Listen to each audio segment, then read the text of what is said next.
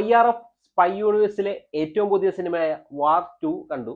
Hrithik Roshan, junior NTR, Kiara Advani, Anil Kapoor എന്നിവരൊക്കെയാണ് ഈ സിനിമയിലെ പ്രധാന താരങ്ങൾ. സിനിമ എങ്ങനെയാണെന്ന് വെച്ച് കഴിഞ്ഞാൽ ഒരു വൺ ടൈം വാച്ചബിൾ മൂവി ആയിട്ടാണ് എനിക്ക് തോന്നിയത്. എനിക്ക് സിനിമ പേഴ്സണലി ഇഷ്ടപ്പെട്ടു. എൻ്റെ ഒരു അഭിപ്രായത്തിൽ വാർ 2 ഈ ഫ്രാഞ്ചൈസിയിലെ ഇതിനു മുമ്പ് ഇറങ്ങിയ സിനിമ ടൈഗർ 3 വെച്ച് നോക്കുകയാണെങ്കിൽ അതിനേക്കാളും ഒരു മുകളിലേക്കുന്ന ഒരു സിനിമയായിട്ട് തന്നെയാണ് അനുഭവപ്പെട്ടത്. പക്ഷെ നമ്മൾ പത്താൻ എന്ന സിനിമ വെച്ച് കമ്പയർ ചെയ്യുകയാണെങ്കിൽ പത്താനിലും താഴെ നിൽക്കുന്ന ഒരു സിനിമ തന്നെയാണ് വാർ 2. ഒരു ടെംപ്ലേറ്റഡ് സ്പൈ മൂവി തന്നെയാണ് ഇത്. ലാർജർ ദാൻ ലൈഫ് ആക്ഷൻ സീക്വൻസും ഒരുപാട് ലൊക്കേഷനുകളും ട്വിസ്റ്റും ടേണും നിറഞ്ഞൊരു ടെംപ്ലേറ്റഡ് സ്റ്റോറി ലൈൻ. അപ്പൊ ഈ സിനിമ മെയിൻ ആയിട്ട് ഫോക്കസ് ചെയ്യുന്നത് ഇതിലെ പ്രധാന കഥാപാത്രങ്ങളായ ഋതിക്കും ജൂനിയർ NTRും തമ്മിലുള്ള ഒരു റൈവലറി, ആ ഒരു ബാക്ക് സ്റ്റോറിയും കാര്യങ്ങളൊക്കെയാണ്. പിന്നെ സിനിമയിലെ ആക്ഷൻ രംഗങ്ങളും അത്യാവശ്യം നല്ല രീതിയിൽ തന്നെ അവർ ക്യാപ്ചർ ചെയ്തിട്ടുണ്ട്.